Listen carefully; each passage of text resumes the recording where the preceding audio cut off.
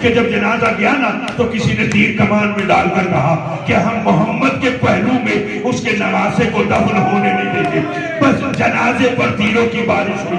یا بارش کا ہونا تھا. جناب عباس جلال میں آئے. حسین نے کہا رک جاؤ عباس, مولا کیا کرنا ہے؟ فرمایا جنازہ گھر واپس لے کر چلو. اب اگر ماتم کرنا تو تب دیکھنا. جنازہ گھر آیا, بی بی نے جو جنازے کی حالت دیکھی رو کر کہا ہے حسن میں نے تو تجھے سفید لباس میں بھیجا تھا, یہ سرخ لباس کس نے کر دیا؟ جس جملے کے لیے میں نے محنت کی ہے وہی پڑھنا ہے, اسی سے تابوت برآمد ہو جائے گا. اللہ کے لیے آج کا جملہ میں سمجھا دوں تاکہ میں جس وقت جنازے میں لگے ہوئے تیر کو سندر بھائی علی کی بیٹی نے دیکھا نا, ایک نظر جنازے پہ ڈالی, ایک نظر حسین پہ ڈالی.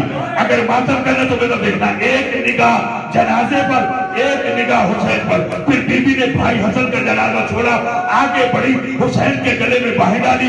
کبھی حسین کے اچھار کا بوسہ لیا, کبھی گلے کا بوسہ لیا, کبھی ہاتھوں کا بوسہ لیا. حسین نے رو کر کہا بہن جنازہ تو حسن کا پڑا ہے, مجھے پیار کیوں کر رہی ہے؟ رو کے کہا نہ کروں تو کیا کروں, بچپن سے سنتی آئی ہو حسن امیر ہے حسین غریب ہے, حسن امیر ہے حسین غریب ہے. ارے بھیا جس نے امیر کا یہ حال کیا اللہ جانے غریب کا کیا ہوگا. میرا سلام ہو علی کی بیٹی کے بھائیوں پر, ایک کے جنازے میں تھی, دوسرے کا دلوں میں جنازہ آ گیا. وہ تابوت جس میں جنازے میں تھی حسن برادہ لاشا